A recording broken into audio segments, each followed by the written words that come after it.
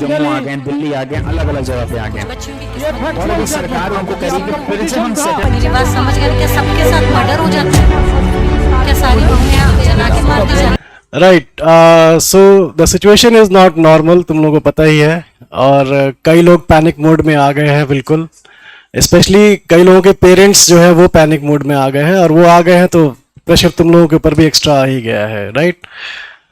Okay, so yes, this is not a normal time, तो थोड़ा तो पैनिक तो है, एंड बिकॉज तुम लोग भी ह्यूमन बींग्स हो, थोड़ा इफेक्ट तो पड़ेगा ये तुम लोगों के ऊपर। बट एक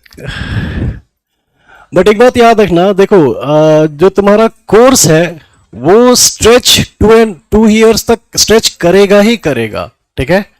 तो अगर तुम कॉलेज के बाद भी स्टार्ट करना चाहते हो या इमीडिएटली नहीं भी करोगे, तो 3 इयर्स की प्रैक्टिस वाला जो रूल है वो 2 इयर्स तो तुम्हें क्लासेस में देना ही पड़ेगा, एनीवे देना पड़ेगा, ठीक है? अगर वो रूल ना भी होता तो भी यहां पर तुम लोग देखोगे तो 2 इयर्स का तो तुम्हें टाइम देना ही पड़ेगा यहां पर, ठीक है? और उसके बाद 1 ईयर का जो है आपको सेल्फ स्टडी या उसका क्या कहते हैं, रिवीजन का टाइम चाहिए होता है, ठीक है? बिकॉज क्लासेस कितना भी आप लोग करते हो, मैं तुम लोग को पहले भी बोलता रहता था कि रिवीजन करो, उस टाइम पे तो तुम लोग करते नहीं हो।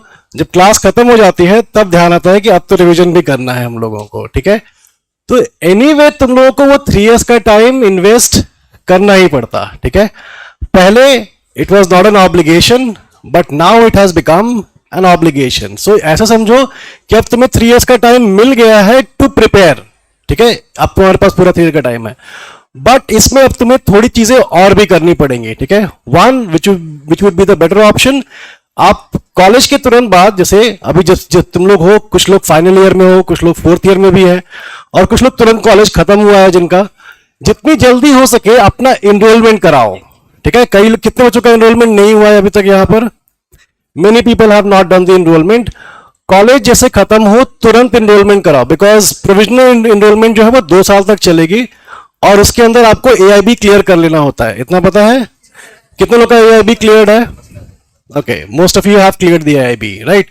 जितने लोग का नहीं है, जितनी जल्दी हो सके एनरोलमेंट कराओ और अपना AIB क्लियर करो। क्यों? क्योंकि जो आपकी जो प्रैक्टिस की जो एक्सपीरियंस जो काउंट किया जाएगा वो डेट ऑफ प्रोविजनल एनरोलमेंट से ही काउंट होगा आपका, ठीक है?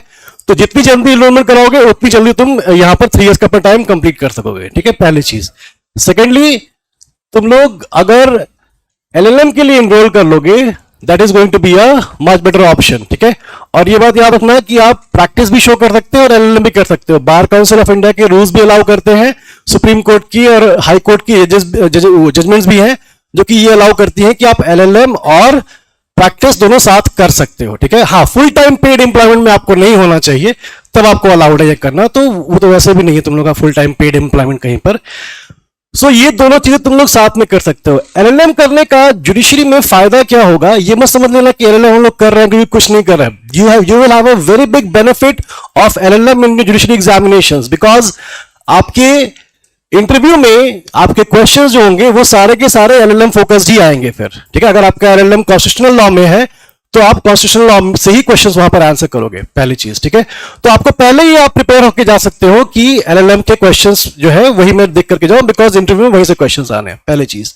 दूसरी चीज कि जब सिलेक्शन हो जाएगा उसके बाद LLM जिनका क्वालिफाइड होता है उन जजेस को सैलरी एक्स्ट्रा मिलती है। अगर तुमने नहीं किया LLM तो तुम्हारी जितनी सैलरी होगी और LLM करने वालों की उसमें ऑलमोस्ट 10,000 to 12,000 का डिफरेंस होता है, ठीक है? So even if you are going for judiciary और LLM करोगे तो आपके पास डबल बेनिफिट है, इंटरव्यू का भी और इनफैक्ट बाद में सैलरी का भी, ठीक है? सो इमीडिएटली मैं कहूंगा there is no need to panic. तुम लोगों को वैसे भी 2-2.5 साल तो लगने ही थे यहां पर, वो तो लगेंगे ही वैसे भी। अगर ये रूल नहीं भी होता तो भी तुम लोग को ये 2-2.5 साल यहां इन्वेस्ट करने ही पड़ते, ठीक है? और उसके साथ अब ये हो गया कि जब तुम लोग में AIB मैक्सिमम लोग का कंप्लीट हो चुका है, राइट? तो AIB में तो तुम लोग को हेल्प नहीं चाहिए, वरना अब AIB तो तुम लोग को देना पड़ेगा, बिकॉज जो प्रोविजनल एनरोलमेंट होती है वो 2 इयर्स की होती है। 2 इयर्स के अंदर आपको AIB क्लियर कर लेना पड़ता है, ठीक है?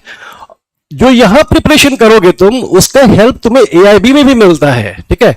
बिकॉज मेनी स्टूडेंट्स जो कि यहां पर पढ़ रहे थे, they went to give the AIB examinations, उन लोगों ने कहा कि सर हम लोगों ने कुछ एक्स्ट्रा प्रिपरेशन नहीं की थी, हम लोगों ने जो यहां पढ़ा था वही पढ़ करके गए थे और हमारा एग्जाम क्लियर हो गया था, ठीक है? सो याद रखना कि ये प्रिपरेशन का जो टाइम है ये एनीवे तुम्हारे लिए इंपॉर्टेंट था, और अब इट हैज बिकम कि अब तुम और अच्छे से उस टाइम फ्रेम में अपना प्लानिंग कर सकते हो कि मुझे ये यहां तक कर लेना है, फिर ये यहां तक कर लेना है, and then I will be eligible and ready to give the examination. ठीक है, so there is no need to panic. वो जो 3 इयर्स का टाइम पीरियड है ना, वो सिर्फ एक मेंटल ब्लॉकेज बना रहा है तुम्हारे लिए, और कुछ नहीं, बिकॉज वो टाइम तुम्हारा वैसे भी जाना था. ठीक है, डोंट वरी. ऑनलाइन स्टूडेंट्स देखना जरा चैट दिखा सर. ये नहीं, फॉर्म अभी फिल कर सकते हो, बाकी जगह भी एलएलएम कर सकते हैं उस टाइम पे, बिल्कुल कर सकते हैं. Sir we need only certificate. अभी वकालतनामा या ऑर्डर शीट की कोई रिक्वायरमेंट जजमेंट में कहीं भी मेंशन नहीं है. I have read the entire judgment. वकालतनामा ऑर्डर शीट की कोई भी रिक्वायरमेंट नहीं आई है.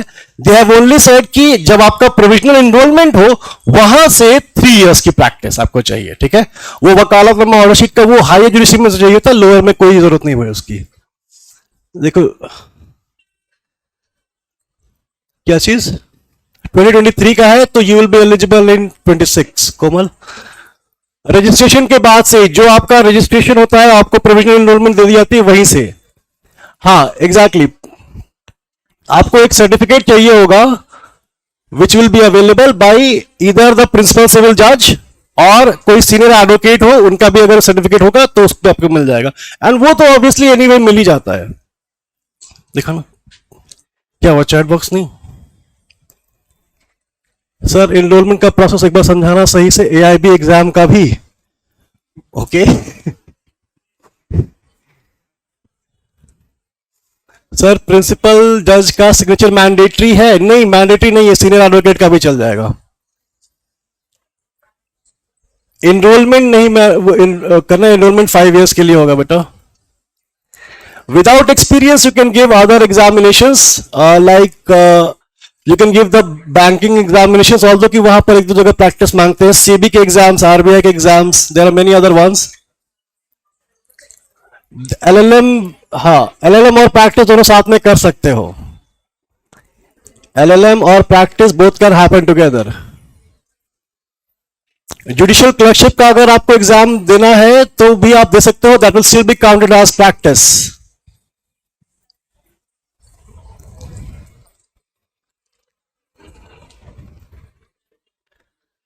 बहुत सारे क्वेश्चंस आ रहे एक जगह.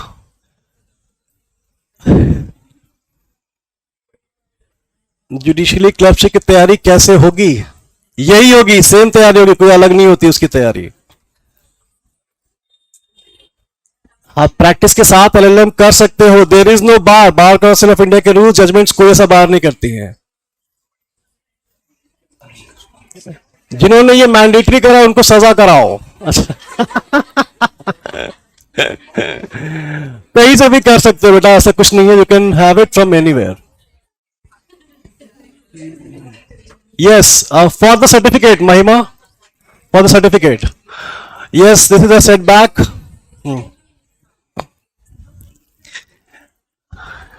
एक मिनट क्वेश्चन आंसर कर दूं, यूपीएससी वाला सर बता देंगे.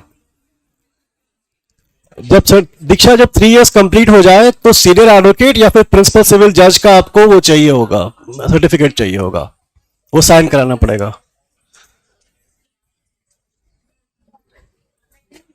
ड्यूरिंग एलएलबी नहीं प्रीति, आफ्टर एलएलबी. जिन जो नोटिफिकेशंस की आ चुकी थी उन पर कोई इफेक्ट नहीं पड़ेगा इसका. सर हम लोग के साथ खेल हो रहा है. हाँ हाँ, एडवोकेट सर्टिफिकेट चाहिए होगा. Sir how about those 2 minute exactly होगी रिया. अब पेयर भी नहीं हो सकते, नहीं अभी नहीं हो सकते. यूके का देखो 4 एग्जाम्स अभी हैं जहां पर there is no requirement of certificate practice, जो कि है हमारा गुजरात, राजस्थान, उत्तराखंड एंड छत्तीसगढ़. 4 है जहां पर अभी तुम तुरंत दे सकते हो. अच्छा, जो बोल रहा है sir this is not fair, don't blame me for this. ठीक है, मैं तो कहूं कि मेरा पर्सनल तो है कि ये नहीं होना चाहिए, बट आई डोंट नो तुम लोग मुझे क्यों कह रहे हो. 2 year LLM. Shweta, complete the coaching and then go for practice. It's okay, कहीं से भी हो सकता है दीक्षा, it does not need to be. APO का डिफरेंट स्टेट्स में डिफरेंट डिपेंड करेगा. मैं सर LLM करने का नेट पे इफेक्ट होता है? नहीं, कोई बार नहीं है इसका. आई नो श्वेता नहीं था, बट फिर भी sir before this you will be able to become जज. Yes you can do so. Harshvardhan sir LLM regular कैसे कर सकते हैं? डिस्टेंस तो नहीं ना? डिस्टेंस भी कर सकते हो बेटा. राइट, वंशिका भी बता रहे, रुक जाओ सर ये हमारे टाइम पे ही क्यों होना था? कोई आइडिया नहीं बेटा, ये तुम्हारे टाइम पे ही क्यों होना था. Sir do you think it's gonna be challenge? There will be a review file हो रहा है इसके लिए, बट ज्यादा होप्स मत रखना, मैं पहले बोल दे रहा हूं. हाँ, ये नहीं कि तुम लोग भी होप्स बढ़ा दो फिर काम कर दो. रिव्यू में there is a very rare chance कि इसको रिवर्स किया जाए. रिव्यू में जनरली रिवर्स नहीं होता है. दुख, दर्द, पीड़ा, कष्ट, तकलीफ, परेशानी, मुसीबत, बला, विषाद, शोक, विपदा, यातना. ओके ठीक, स्क्रॉल कर दीजिए. ओके राइट, थोड़ा सा आशीष सर कंट्रीब्यूट करेंगे.